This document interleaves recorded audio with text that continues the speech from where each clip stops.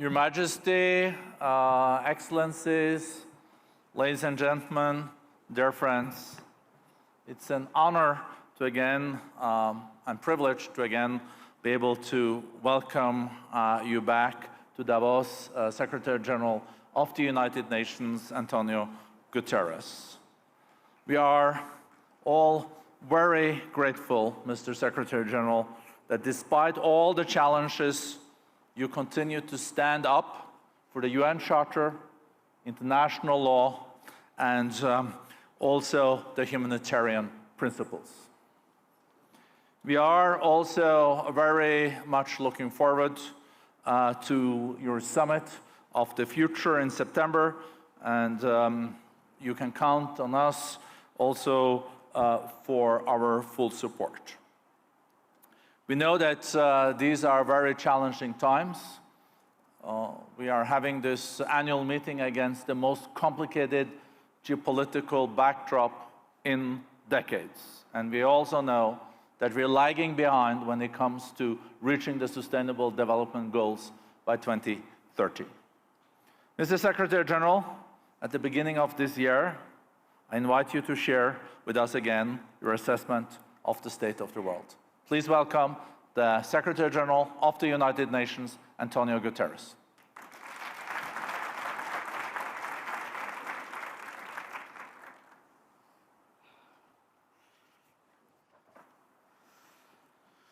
Excellencies, ladies and gentlemen, thank you very much for your warm welcome, and it's good to be back and to see Davos highlighting the global crisis in trust.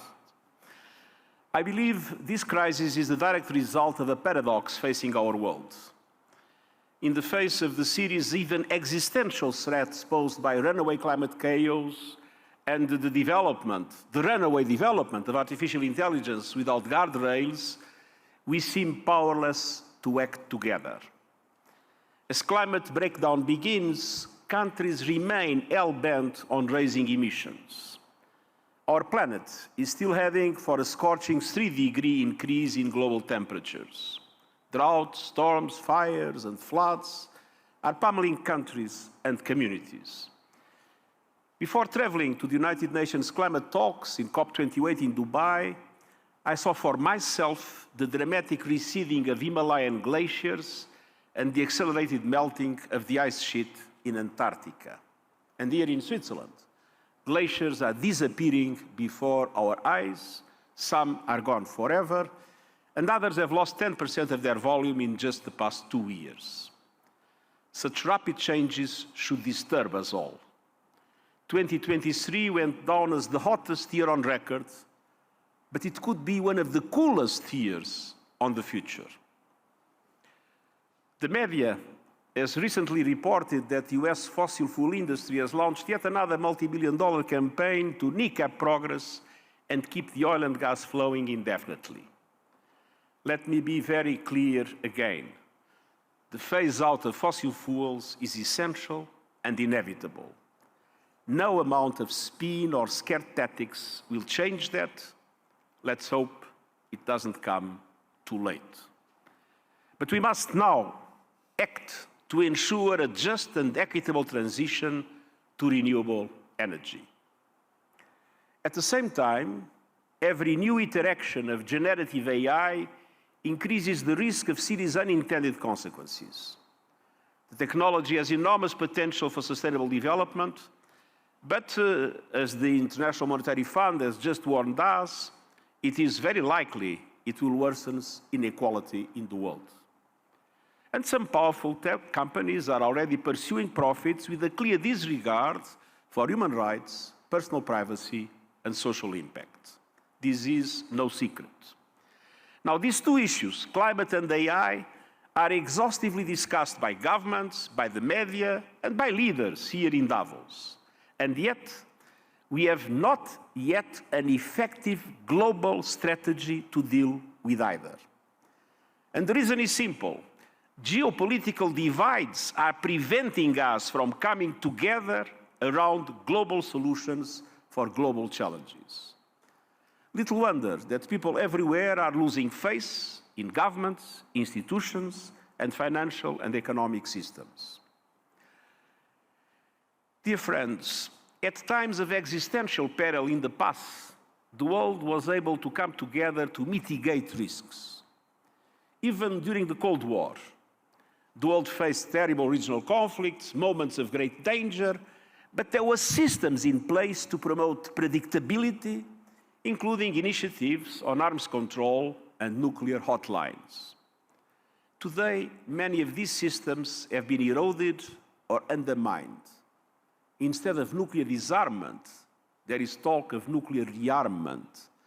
And states are spending billions making their nuclear arsenals faster, stealthier, and more accurate. The Cold War, an era of two superpowers, was followed by a brief period of unipolarity. But now, some analysts predict we are moving into a totally chaotic situation in which geopolitical divides at all levels prevent any global response to global threats.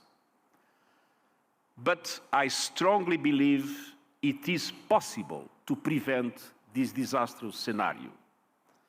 I am confident we can build a new multipolar global order with new opportunities for leadership and with balance and justice in international relations. But multipolarity creates complexity. Left to itself, it could deepen fault lines between North and South, East and West, developed and developing economies, within the G20, and between the G20 and everyone else. And the only way to manage this complexity and avoid a slide into chaos is through a reformed, inclusive, networked multilateralism. Now, this requires strong multilateral institutions and frameworks and effective mechanisms of global governance. Without them, further fragmentation is inevitable and the consequences are clear. We see an epidemic of impunity around the world. We see some countries doing whatever it takes to further their own interests at all costs, from Russia's invasion of Ukraine to Sudan, more recently Gaza. Parties to conflict are ignoring international law, trampling on the Geneva Conventions, and even violating the United Nations Charter. The world is standing by as civilians, mostly women and children, are killed, maimed, bombarded, forced from their homes, and denied access to humanitarian aid. I repeat my call for an immediate humanitarian ceasefire in Gaza and a process that leads to sustained peace for Israelis and Palestinians based on a two-state solution. That is the only way to stem the suffering and prevent a spillover that could send the entire region up in flames. And I also call for a just peace in Ukraine, a peace in accordance with the United Nations Charter, a peace in accordance with international law. Dear friends, geopolitical divisions are a major risk factor affecting our faltering global economy. Political instability is adding to economic insecurity. Meanwhile, inequality and injustice are reaching obscene levels, a serious obstacle to sustainable development. Oxfam reports that the world's 5 richest men, and they are men, have more than doubled their fortune since 2020 at a rate of $14 million per hour. At the same time, more than half the world, nearly 5 billion people, have become poorer. The World Bank warns we are heading towards the worst half-decade for growth in 30 years. And many of some countries battered by climate chaos are in a financial shock hold. More than half the world's poorest 75 countries face debt distress. Their interest payments have quadrupled in recent years.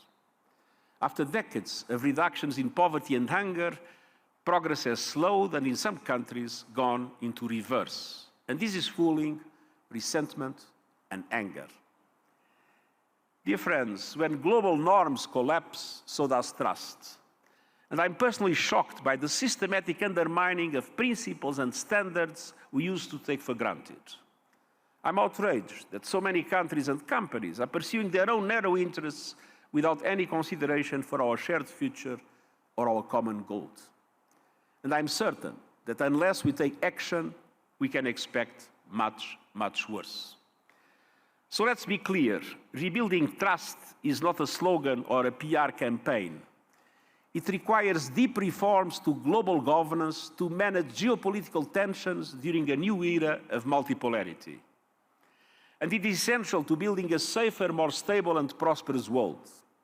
So, dear friends, the institutions and frameworks of global governance, from the Security Council to the Bretton Woods system, were created 80 years ago. We can't build a future for our grandchildren with a system built for our grandparents. The United Nations is fully engaged this year in efforts to bring them up to date, rooted in equality and solidarity based on the UN Charter and international law. In September, we will host a summit of the future focused on solutions.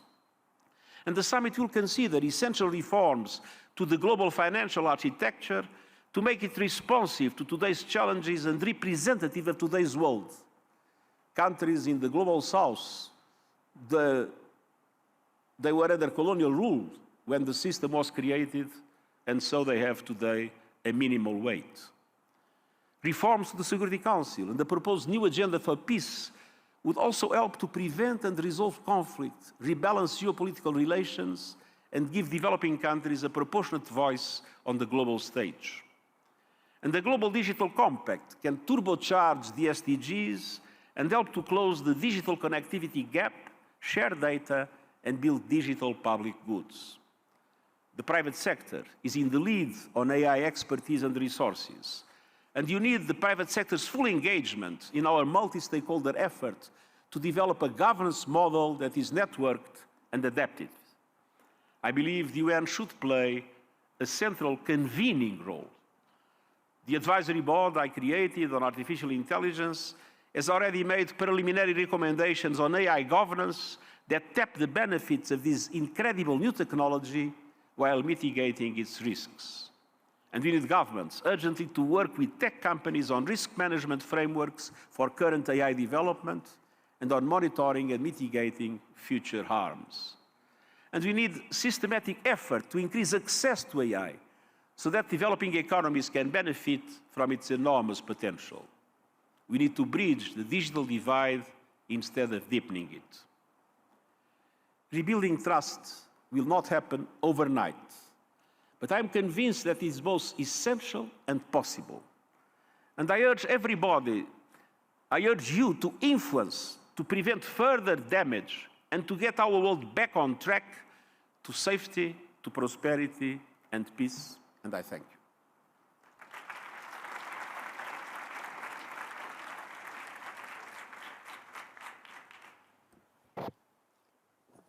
Thank you so much, Mr. Secretary General. And thank you for also underlining the importance of rebuilding trust. In many ways, we are in a geopolitical recession, but not yet in a geopolitical depression. There are fine lines there, though. But you also underlined that you still think there is possibilities when it comes to rebuilding trust. And if you look at it as a glass half full and not half empty, there have been some areas that even in this polarized world, there has been possibilities for collaboration. I think COP28 was one. Is there, for example, opportunities to establish some traffic rules around AI? You have now a big advisory panel on this, and you have the future of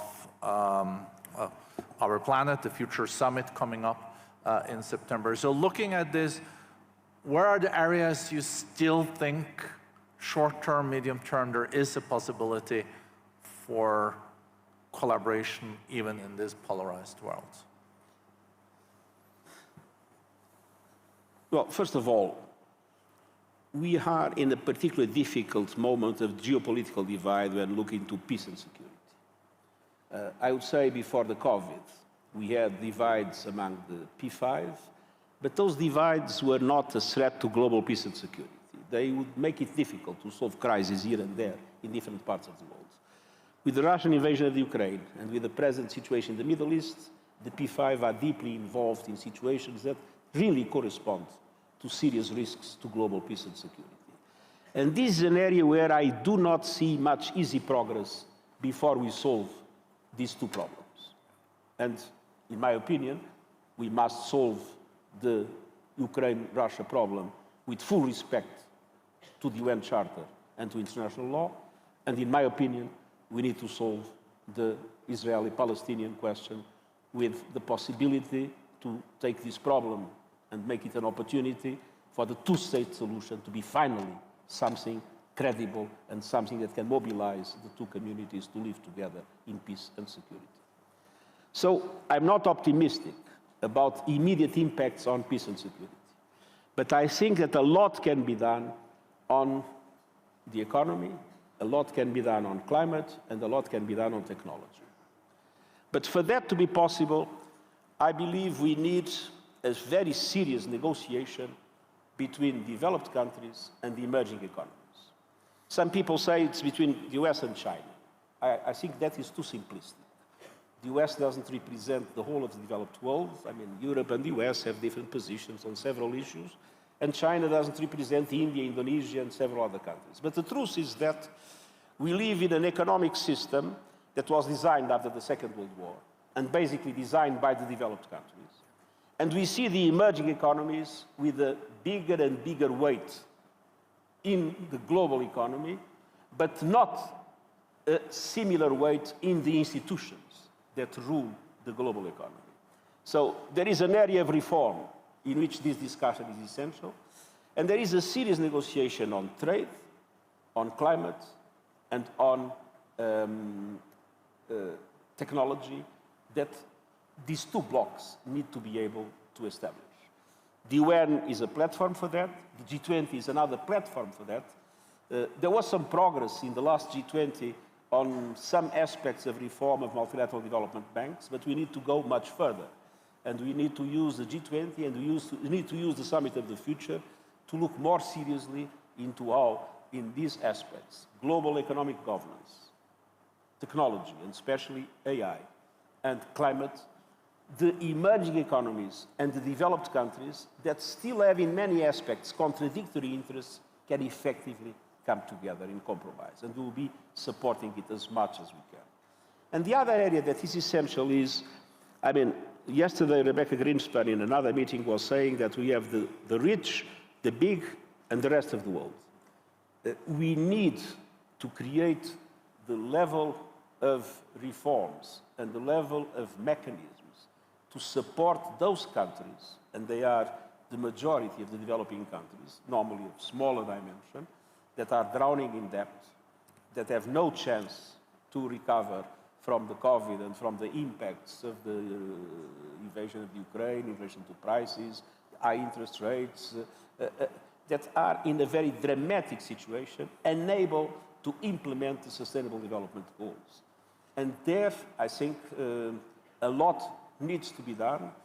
Some progress was made in the G20, as there was progress in relation to climate in the COP, but a lot needs to be done in order to allow our international financial system to be able to multiply the resources available for those countries, and at the same time, to support the improvements of governance, the capacity for those countries to define strategies and projects that are bankable and that allow them to overcome the present difficulties. So I think we need a serious negotiation between developed countries and emerging economies, and we need a serious set of reforms to allow for the international system to give a chance for those developing countries that are excluded, basically, from the progress of the global economy to be able to catch up.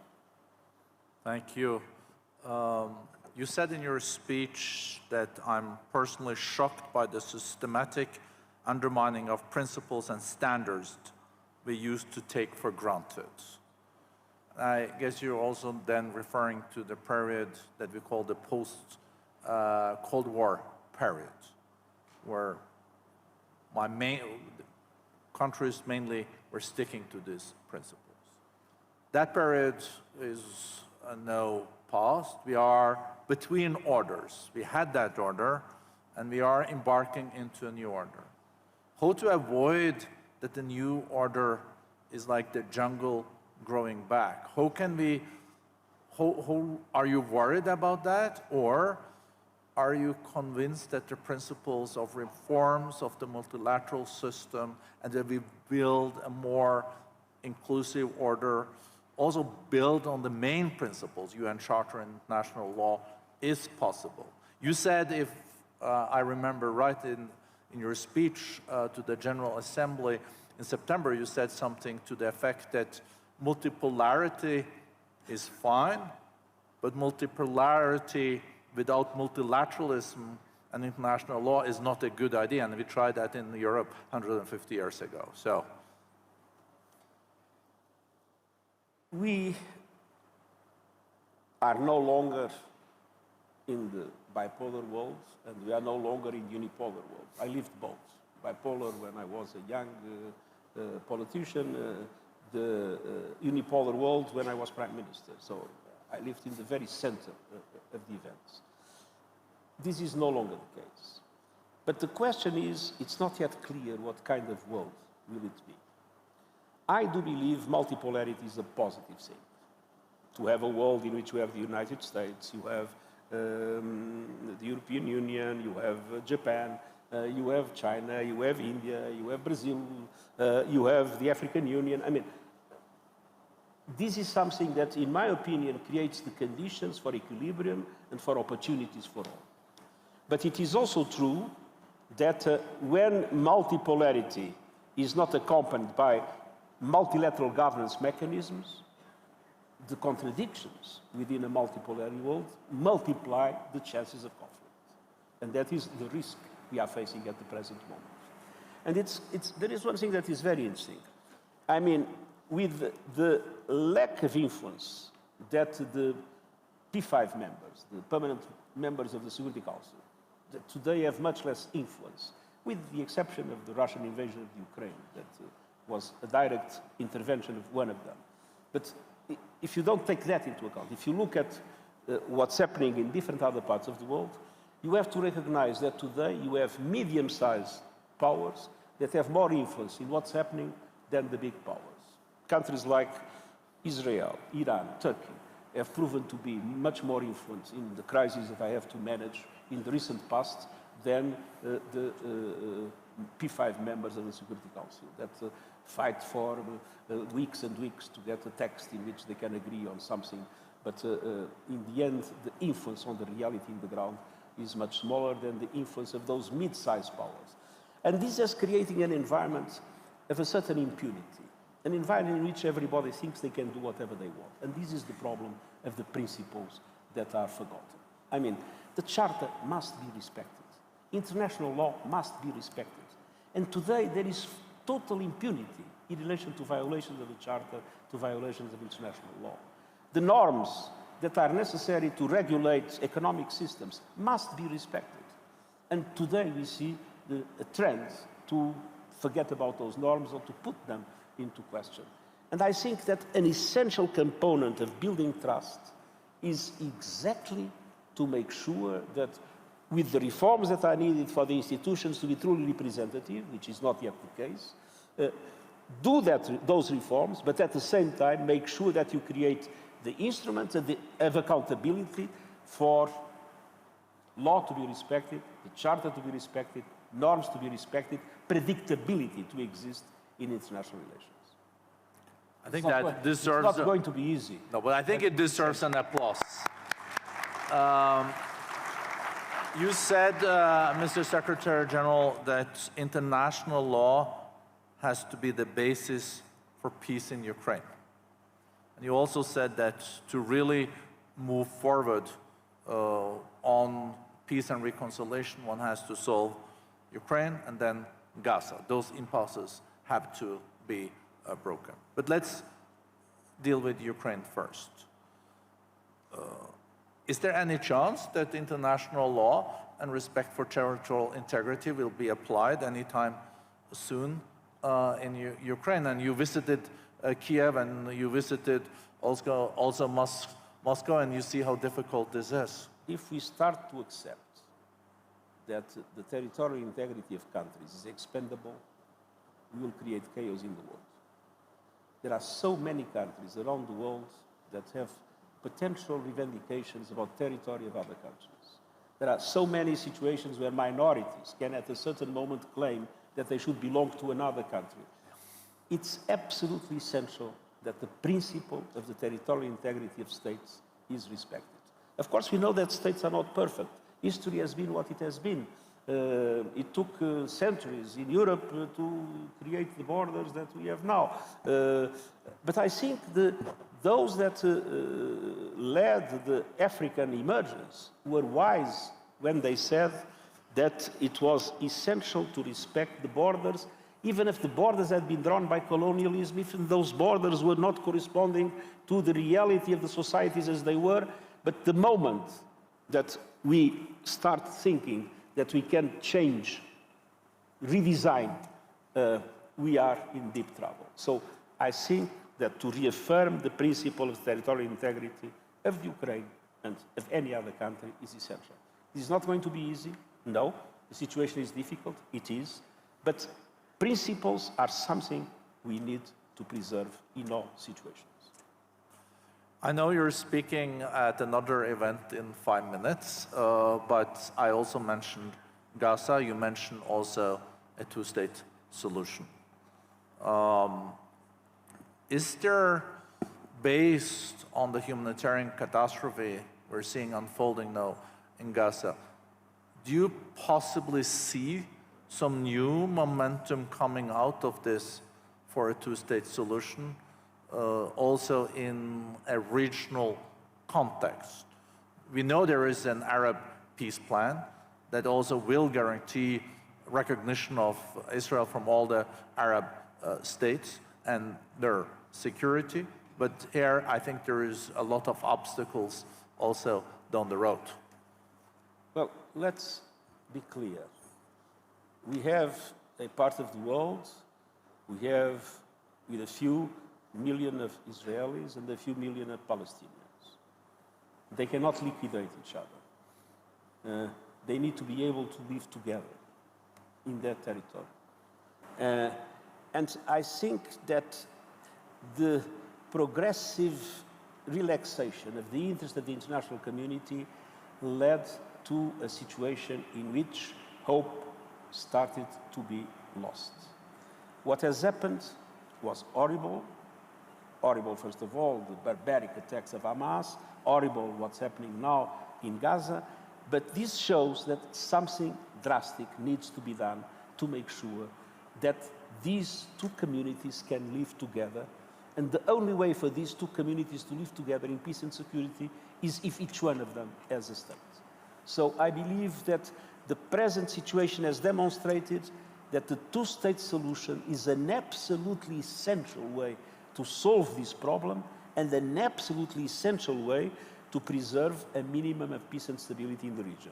The spillover that is already taking place, the risk of a full-fledged confrontation in Lebanon, it would be a total disaster. We need to avoid it at all costs. What we are seeing in the Red Sea, all this demonstrates that it's not enough. It's very important to address the humanitarian situation in Gaza. It's very important to have a humanitarian ceasefire as we defend. It's very important to release the hostage. It's very important to solve all these problems.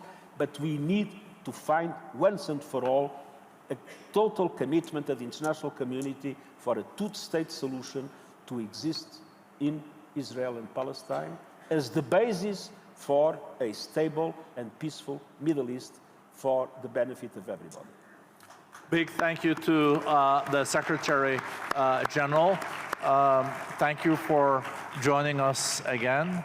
Thank you for your speech, and thank you for, I think, of course I'm biased, but for this incredibly interesting discussion conversation with you. Thank you Very much.